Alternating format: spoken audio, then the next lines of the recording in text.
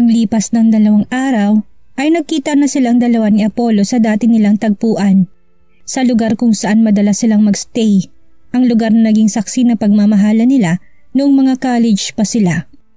Naunang dumating si Apollo sa tagpuan nila at nang makita ni Cleo na nandoon na si Apollo ay ginitian niya ito nang magkasalubong ang mga mata nila. "Kanina ka pa ba?" tanong ni Cleo. "Halos kararating ko lang din. What do you want to tell me in this place?" tanong kaagad ni Apollo. Hindi niya binisita si Cleo o tinawagan ito to give her a time and space. Naupo naman ang muna si Cleo sa bench, sa kanya pinagmasdan ang magandang tanawin nila sa ibaba. "This place is full of memories when we are in college. You remember?" Napakunot naman ang noo si Apollo dahil bakit ba pinapaalala ni Cleo sa kanya ang nakaraan nila. "Of course, I remember. The place that once became my favorite place to visit." Napangiti naman si Cleo. Hindi rin naman pala masamang balikan minsan ang nakaraan. Ang nakaraan kung saan kayo nagsimula. The place that witnessed how I fought you. Ito ang naging saksi na hindi ako sumuko sa pagmamahal ko sa'yo. Mas lalong nagkuluhan si Apollo sa mga sinasabi ni Cleo. Aalis na ba siya? Bakit ganito mga sinasabi niya? Natatakot si Apollo sa mga susunod na mangyayari. Ano ba ang gustong sabihin ni Cleo? Tipid na ngumiti si Cleo nang maalala niya ang nakaraan nila ni Apollo. Sa lugar na ito nangyari ang unang paghihiwalay nilang dalawa. Dito unang sumuko si Apollo sa pagmamahala nila dahil sa mga pamilya nila. Pero pinili siyang ipaglaban ni Cleo. Oo, naging desperada siya ng mga araw na yun. Gusto niya lang naman na lumaban silang dalawa ni Apollo. Para sa relasyon nila, after that, Apollo realized how Cleo loved him and he chose to fight for their love but he still failed. "I am sorry for being weak in our relationship. I'm sorry for being a jerk, coward and asshole," anas ni Apollo. Pero tipid na lang siyang initian ni Cleo. Iniisip ni Cleo kung alam na ba ni Apollo na walang nangyari talaga sa kanila ni Ivory. At alam na rin ni Cleo kung anong dahilan ni Apollo kung bakit siya nagpakalasing ng gabing iyon. "Ako ang dapat mag-sorry sa iyo, Apollo, for everything I did to you." Seryoso ng wika ni Cleo pero inilingan siya ni Apollo dahil hindi niya sinisisi si Apollo. "Wala kang ginawa, Cleo." Dahil hindi siya sinisisi ni Apollo. "Wala kang ginawa, Cleo. I deserve everything that happens in my life. Wala kang kasalanan dahil ako ang may malaking kasalanan sa'yo at sa anak natin. And maybe this is my karma now. I destined to be alone forever." Nilingon ni Cleo si Apollo at kahit na hindi nakatingin sa kanya si Apollo, nakikita ni Cleo ang lungkot sa mga mata ni Apollo. "Napatawad na kita, Apollo. Maybe we are not really meant to each other. Masakit isipin but we need to accept our fate." Si Apollo naman ang tumingin kay Cleo ngayon. "If I choose to court you again, to win you back, matatanggap mo pa rin ba ako? Pagkakatiwalaan mo pa ba ako? Cleo, I still love you and I understand you. If you won't believe me, will you give me another chance?" Hindi nakaimik si Cleo dahil hindi niya inaasahan na sasabihin ni Apollo sa kanya ito. Iniwas niya ang paningin niya kay Apollo. Hindi siya nakipagkita kay Apollo para ayusin ang relasyon nila kung hindi para magpaalam. Ayaw din naman ni Cleo na biglain ang lahat lalo na at sariwa pa sa kanila ang lahat ng mga nangyari. Gusto niyang ayusin na muna nila ni Apollo ang mga buhay nila, ang mga sarili nila. "I came to see you to say goodbye, Apollo." Nagsalubong ang mga kilay ni Apollo. Aalis ba talaga siya? Saan siya pupunta? Lalayo na naman ba sila ni Brixton? Alam mo naman kung bakit kailangan kong lumayo, hindi ba? Hindi dahil tapos na mga nangyayari sa paligid natin. Ibig sabihin nun ay tanggap na tayo ng mga pamilya natin. Gusto ko na ng tahimik na buhay, Apollo. And I want you to fix yourself too. Kahit ngayon lang, unahin mo muna ang sarili mo. Ayusin mo muna ang sarili mo at sarili mo muna ang isipin mo bago ang mga taong nasa paligid mo. I know that you are not okay. Fix yourself first before mo harapin ang anak mo. We will go to New York and stay there for good. You can visit him there anytime you want. Ayaw ko magpadalos-dalos ka sa mga desisyon mo. Pag-isipan mo muna lahat dahil baka iniisip mo lang na gusto mong bigyan ng masaya at kompletong pamilyang anak natin. Pero naiisip mo ba kung mag-work yun for us to be happy? Pag-isipan muna natin kung kaya na ba natin panindigan. Isipin natin kung pangmatagalan ba dahil baka Iniisip lang natin yung kasiyahan para sa kasalukuyan, pero hindi nakasama ang kinabukasan. Ayaw ko masaktan ang anak natin, Apollo. Hindi ko siya ipagkakait sa'yo. Visit him if you want and I know he will be happy too if he sees you. I want you to be happy too, Apollo. Find yourself first and if you are finally okay, come see us in New York and let's talk about us. Mahabang wika ni Cleo sa kanyang initian si Apollo. Tumayo na siya at nilapitan si Apollo para yakapin to. I'm happy that I met you. Ikaw yung dumating sa buhay ko na hindi ko pinagsisihan. Thank you for giving me a son, Apollo. Nagpaalam na si Cleo at hindi na nakaimik si Apollo. Naiwan na siyang mag-isa sa tagpuan nila. Hindi siya nasaktan sa mga sinabi ni Cleo. May mga bagay lang na pinarealize si Cleo sa kanya. Cleo has a point.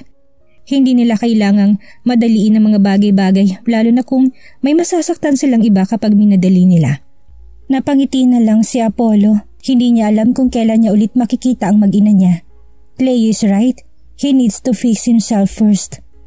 Kailangan niya munang may mapatunayan para sa sarili niya. Haharap siya sa pamilya na ng may pagmamalaki na that he is already okay. Gusto niyang harapin ang mag-ina niya na okay na siya, na handa niya nang ipaglaban hanggang kamatayan ang mga ito. Lumipas ang mga araw, tuluyang nakalipad patungong New York si Cleo at naiwan naman sa Pilipinas si Apollo. Bumalik na rin siya sa kumpanya nila para magtrabaho dahil ilang linggo niya itong iniwan. Our new chairman is now Mr. Apollo Montero. Gulat pang nilingon ni Apollo ang nagsabi nun lalo na at kakaupo lang din ni Cleo as chairwoman. Maging ang pamilya ni Apollo nagulat sa naging announcement. How did it happen? Nagtatakang tanong ni Corazon. Bumitaw na po sa posisyon si Miss Cleo Sandoval at lahat po ng shares niya ay nilipat niya na rin sa pangalan ni Sir Apollo. May sulat nga po pala siya para sa inyo, Sir Apollo. Tahimik lang naman silang lahat dahil hindi nila inaasahan na gagawin ito ni Cleo. Maging si Corazon na galit noon kay Cleo ay hindi makapaniwala. Talaga bang ginawa ito ni Cleo? Para saan pang paghihirap niya sa kumpanya kung ganun lang din kadali para sa kanya na bitawan ang posisyon niya at lahat ng mga shares niya? To Apollo Montero. Unang wika ni Bernard sa binabasa niyang letter para kay Apollo. I want to return everything I took from you and this is also my apology. Please accept it. All I want is for you to be happy. Our son is waiting for you. See you soon. Pagbabasa pa ni Bernard. Napangiti na lang si Apollo, ganun na rin si Corazon at ang buong pamilya ng mga Montero. Magiging duwag ka na lang ba para sa kanya? Is she really deserve this? Anas ni Sophie na nakabalik na rin sa kumpanya. Palihim nang umiti si Apollo. Wait for me dear and I will come to you very soon. Anas ni Apollo sa kanyang isipan. Lumipas ang kalahating taon. Lahat sila ibala sa kanya-kanya nilang mga buhay. Patuloy na pinapalago ni Apollo ang kumpanya nila dahil ayaw niya sayangin ang binigay na tiwala sa kanya ni Cleo. Sa loob ng 6 na taon na yun, hindi niya nakitang anak niya o nakausap man lang ito. Hanggang ngayon ay nahihiya pa rin siya kay Brixton. Gusto niyang haharapin niya ang anak niya na nasa maayos na siyang sitwasyon. Hanggang ngayon, pinatutunayan niya ang sarili niya. Tinutupad niya ang lahat ng mga pangarap niya at ang mga lahat ng mga gusto ni Cleo para sa kanya. Mas naging abala siya nang maupo siya bilang chairman. Halos linggo-linggo rin ang paglipad niya patungo sa iba't ibang bansa for their business. Gusto niyang maging maayos ang lahat para sa kinabukasan ng anak nila ni Cleo. Malapit na. Konti na lang ang titiisin niya at makikita at makakasama niya na rin ang mag-ina niya at kapag naging maayos ng lahat ng pamilya niya naman ang aayusin niya. Samantala naman ay nagkaroon ng business si Cleo sa New York, isang pastry shop at coffee shop. Naging malago na rin ito kahit na 5 buwan pa lang niyang pinapatakbo. Naging business partner niya rin si Zorro nang mag-invest si Zorro sa negosyo ni Cleo. Naging abala rin si Cleo sa pagpapatakbo ng negosyo niya habang si Brixton naman ay nag-aaral at pumapasok sa arts lesson at music lesson niya. Gabi na sila nakikita na mag-ina dahil pagkatapos ng klase ni Brixton sa school ay dumediretso naman siya sa art lesson niya at pagkatapos niya naman sa art lesson niya ay music lesson niya naman. Iba't ibang instrument ang inaaral niya dahil kahit gusto niyang mamili sa dalawa ng hobby niya, ayaw niyang bitawan ng mga to. Si Brixton na may gustong mag-aral ng arts at music dahil gusto niyang mapalawak pa ang kalaman niya. Gusto sana ni Cleo na mamili lang ng isa si Brixton para hindi siya napapagod pero ayaw naman niyang i-let go ni Brixton ang kahit isa sa hobbies niya. Hi mom, anas ni Brixton nang dumiretso sa pastry shop ng kanyang ina. Anak, you're early. Inalis ni Cleo ang suit niyang apron sa kanya nilapitan ng anak niya. Hindi raw po muna makakarating si ma'am sa music lesson namin dahil may emergency siya. You need help po? Ibinabana ni Brixton ng bag niya takma sanang pupunta ng counter pero pinigilan siya ni Cleo. Magpahinga ka na anak, kaya naman na namin ang mga trabaho dito. What do you want? Gusto mo ba ng iced coffee and a dessert? Nagpunta ng counter si Cleo para manguha ng makakain nila ng anak niya. Sumunod naman si Brixton saka nagtingin na pwede niyang kainin. Kahit na silang nagmamayari ng shop ay bihira siyang kumain dito dahil hindi siya masyadong mahilig sa sweets. Can I have this one po? Turo niya sa isang dessert. Sure baby. Inilagay naman na ni Cleo sa isang platito ang tinuro ni Brixton. Sa kanya inutusan ng staff niya na ipagawa ng iced coffee ang anak niya. Matapos niyang sabihin yun ay naupo na ulit silang mag-ina at kumain naman na si Brixton. Kamustang pag-aaral mo naman anak? Hindi ka ba nahihirapan? Ayaw mo ba talagang magbawas sa mga schedule mo? You're too young. Halos araw-araw na lang yatang kinukulit ni Cleo ang anak niya para magbawas ito sa mga schedule ni Brixton. Pero sa pamimilit niya hindi pa rin niya napapapayag ang anak niya. Hindi naman sa ayaw ni Cleo na ipursu ni Brixton na lahat ng mga pangarap niya. Masyado pa naman siyang bata at marami pa siyang oras para gawin ang mga bagay na gusto niyang gawin. Naawa lang kasi si Cleo sa anak niya dahil pagkatapos nitong kumain ay nakakatulog na kaagad. Don't worry ma'am, I'm okay po. Hindi naman po ako nahihirapan saka sasabihin ko lang po sa'yo kapag nahihirapan na ako. Napabuntong hininga na lang si Cleo dahil kailangan niya na sumukong kulitin ang anak niya. Pangarap niya maging artist someday at the same time is a singer. Kung hindi into business ang anak niya, naintindihan naman yun ni Cleo dahil hindi sila pare-pareho ng mindset o mga pangarap. Darating din naman ang araw na magbabago pang isip ni Brixton. At kung hindi naman at gusto niya talagang maging isang idol, hindi naman siya pipigilan ni Cleo. Nang ihatid ng staff ang iced coffee ni Brixton ay nakatitig lang doon si Brixton habang hinahalo niya. Nakatingin lang naman si Cleo sa anak niya. Alam niyang may malalim na namang iniisip si Brixton. Hindi pa rin po ba tumatawag si Daddy para kamustahin po ako? May bahid na lungkot niyang tanong. Nagtataka rin si Cleo kung bakit hindi sila kinokontak ni Apollo pero alam ni Cleo na marami pang pinagkakaabalahan si Apollo. May mga bagay na kailangan pang ayusin ng daddy mo anak. Bibisitahin ka din nun dito maybe. Not now but soon, okay? Ginulo pa ni Cleo ang buhok na anak niya pero nanatiling blankong mukha ng anak niya. You are always saying that even is not busy. He doesn't want to visit me anymore. You don't need to lie to me, Mom. I understand if he doesn't want to be with me, with us. It's been 6 months and until now, I'm still waiting for him to visit me. Nagtatampong tinig na wika ni Brixton. Hinapos naman ni Cleo yung pisngin na anak niya sa kanya ito diretsong tiningnan sa mga mata niya. Your dad loves you, honey. He will visit you soon. I know that. He just needs to fix something. To fix himself. Maraming nangyari anak nung nasa Pilipinas pa ako. A lot happened, that's why he's not here. That's why he can't visit you dahil marami siyang kailangang ayusin. Don't be mad at him, okay? Nakangiti niyang wika pero bumuntong hininga na lang si Brixton. Ayaw ni Cleo na magtanim ng galit si Brixton sa kanyang ama. Alam ni Cleo na may dahilan si Apollo kung bakit hindi niya nagawang dumalaw sa anak nila sa loob ng 6 na buwan. Iniwan na muna ni Cleo ang anak niya na magkaroon sila ng maraming customer.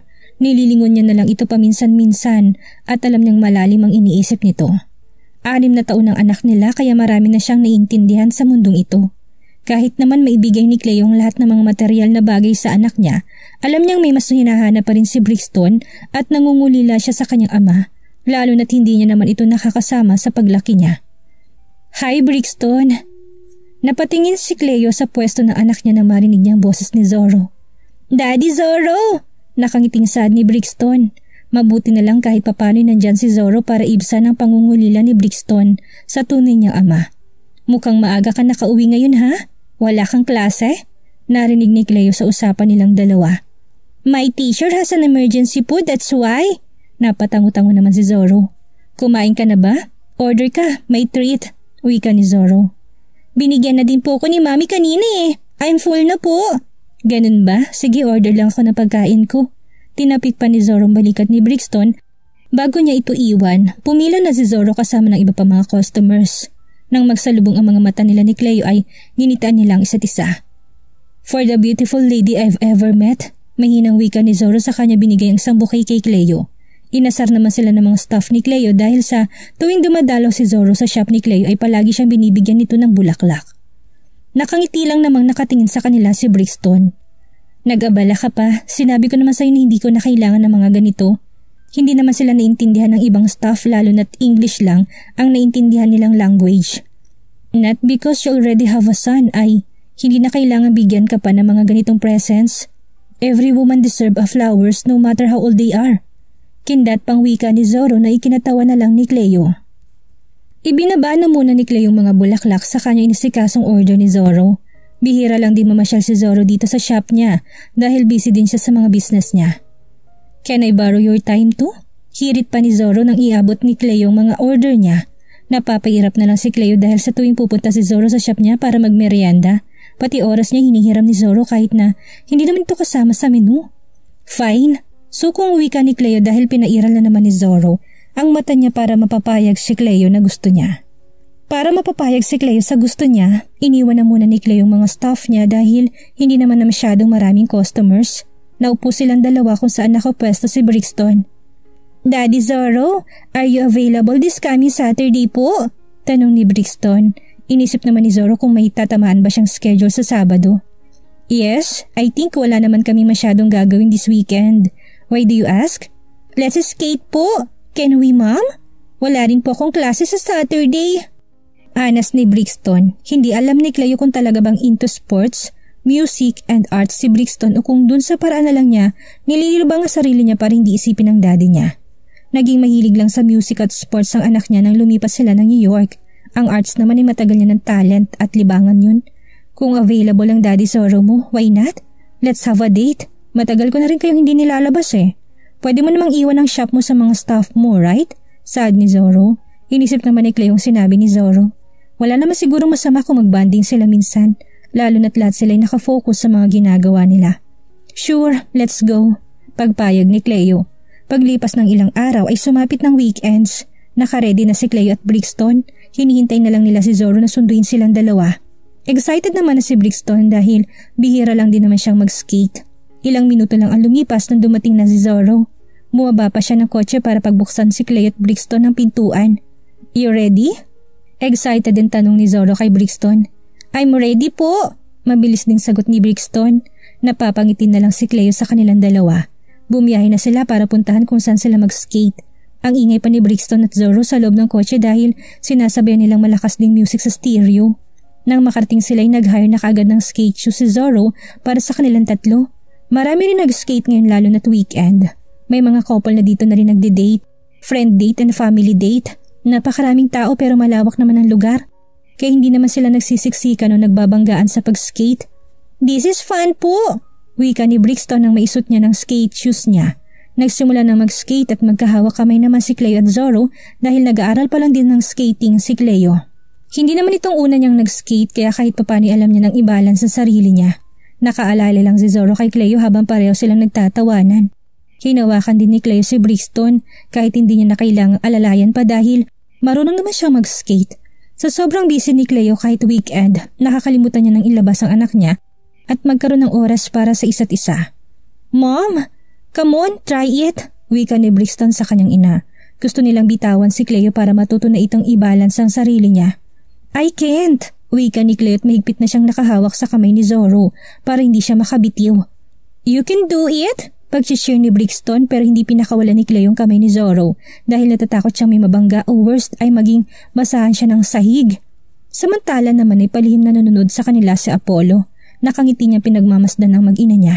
Nakakaramdam siya ng selos dahil siya dapat ang kasama ng mag-ina niya pero ibang taong gumagawa ng responsibilidad niya. Nagtungo siya ng New York dahil may meeting siya with these international investors. Pinuntahan niya mag-ina niya kanina pero hindi na siya nakababa nang makita niyang sinundo ni Zoro ang mag-ina niya. Pinanood niya na lang ang mga ito. Hindi na muna niya siguro pupuntahan ang mag-ina niya dahil kailangan din niyang bumalik ng Pilipinas bukas. Alam niyang masaya naman si Cleo at ang anak niya sa piling ni Zoro. Aware din siya sa nararamdaman ni Zoro para kay Cleo. Alam niyang mahirapan na siyang agawin pa ulit si Cleo pero susubukan niya. He will win her back. Nang matapos mag-skate sina Cleo ay tumalikod na rin si Apollo at umalis.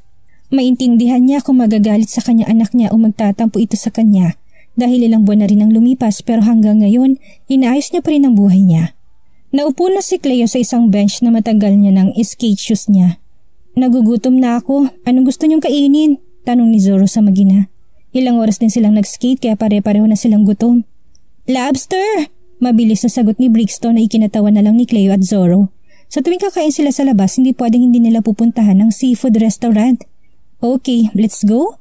May treat na. Wika ni Cleo na ikinailing naman ni Zoro. No, may treat. Ngayon ka lang ulit kayo nakasama so it's on me. Nahiya naman si Cleo dahil si Zoro na lang palagi nagbabayad ng pagkain nila. Nung minsan na pinilit ni Cleo si Zoro na siya na lang ang magbabayad, hindi lang di siya nanalo kaya hinayaan niya na lang. Hindi naman sila madalas mamasyal. Naghanap na sila ng seafood restaurant na malapit lang sa kinaroroonan nila. You're not busy this coming Friday? Tanong ni Brixton habang nasa biyahe sila. Why? Anas din ni Zoro. Nakikinig lang naman sa kanila si Cleo.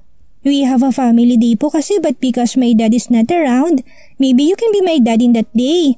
We have a lot of activities po. Son and dad pero hindi po ako makakasali if I don't have a dad with me. Hindi na umimik si Cleo. Ang tinig ni Brixton alam niyang nagtatampo na ito sa tunay niyang ama. Bakit nga ba hindi malang isingit ni Apollo ang oras ng anak nila? Naintindihan niya naman na maraming inaayos si Apollo pero hindi niya man lang ba mabigyan kahit kaunting oras ang anak nila? Hindi naman pagdadamot ni Cleo si Brixton kay Apollo. Nung nasa Pilipinas sila palagi siyang kinukulit ni Apollo kung pwede ba niyang makita at makasama anak nila. Tapos ngayon nahayaan na ni Cleo si Apollo na bisitahin ang anak nila. Kung kailan niya gusto doon naman hindi nagpakita si Apollo. Weekdays is my busy days but don't worry, I will come to your family day. And let's play together with that game son and dad. I like that. I will cancel all my schedule to be with you. Kinidira pa ni Zoro si Brixton. Sa salamin lang tinitinan ni Zoro si Brixton dahil sa likod nakaupo si Brixton. Nang makarating sila sa seafood restaurant ay pinauna ng pinapasok ni Cleo sa loob si Brixton para kausapin niya si Zoro. Why? Is there a problem? Kanina ka pa tahimik wika ni Zoro. Alam ko naman na marami kang ginagawa pero hindi ka ba namin maabala sa Friday? Nahiyang saad ni Cleo. Hindi sila responsibilidad ni Zoro pero siyang gumagawa ng dapat si Apollo gumagawa. You don't have to worry. Pwede ko naman gawin sa ibang araw mga trabaho ko pero ang family activity ni Brixton ay minsan lang sa isang taon. Brixton is like my son. Bata pa lang siya nakakasama ko na. Gusto mo bang makita ang anak mo na nanonood lang sa gilid sa mga naglalarong mag-ama? Hindi kayo abala sa akin, Cleo, okay? Let's go inside. Naghihintay na sa atin si Brixton. Napabuntong hininga na lang si Cleo. Kailangan din ni Brixton ng isang ama. Paano na lang kung sa ibang bansa ginawa ang new project ni Zoro? Wala nang makakasama anak niya sa mga ganitong event. Sumunod na rin pumasok si Cleo. May waiter na nag-aasikaso sa kanila at sinasabi naman ni Brixton kay Zoro ang lahat ng gusto niyang kainin. Naupo na si Cleo tumorder na rin ng pagkain. Kaunti lang in-order niya dahil nahiya na siya kay Zoro. Yun lang bang kakainin mo? Tanong ni Zoro na mapansin niyang kaunti lang ang in-order ni Cleo. Okay na sa akin yun. Sagot niya pero alam ni Zoro nahihiya lang si Cleo sa kanya kaya dinagdagan niyang in-order niya. That's all. Wika ni Zoro sa waiter. Umalis naman ito para ibigay sa kusina ang order nila. Ang dami mo naman yatang in-order. Baka hindi natin maubos. Anas ni Cleo. Don't worry, maubos natin yun. Naghintay sila ng ilang minuto para iserve ang mga in-order nila. How is school and lessons? Tanong ni Zoro kay Brixton habang naghihintay sila. Okay naman po. I am enjoying it. That's good to hear then. Ang balita ko isasali ka ng audition. Parehong nagulat si Cleo at Brixton sa sinabi ni Zoro. Nagulat si Cleo dahil hindi niya alam yun. Nagulat naman si Brixton dahil wala pa siyang sinasabihan tungkol doon dahil pinag-iisipan pa niya. Brixton? Wika ni Cleo sa anak niya. Napapakamot na lang sa batok si Brixton. Hindi pa niya sinasabi kahit kanino maliban sa music teacher niya dahil hindi pa naman siya sigurado. I am not sure pa po sa kailang buwan pa po bagong audition. Kung sakali po kasi I am the youngest po sa audition. Ano naman po laban ko sa matatagal na sa industriya? I'm still not sure po. Sagot ni Brixton sa kanila. Nagulo na lang ni Zoro ang buhok ni Brixton. Kung sana siya na lang naging ama ni Brixton kahit sinipagmamalaki siya dahil sa mura niyang edad, marami na siyang alam gawin at sa mura niyang edad alam niya na kung anong gusto niya kahit na nalilito pa siya kung ano ba talaga ang ipupursu niya sa mga passion niya. Hanggang kailan kaya maghihintay si Brixton na dalawin siya ng kanyang ama? Magawa na kaya ni Apollong harapin ng anak at si Cleo? Yan ang ating aalamin sa susunod nating kabanata.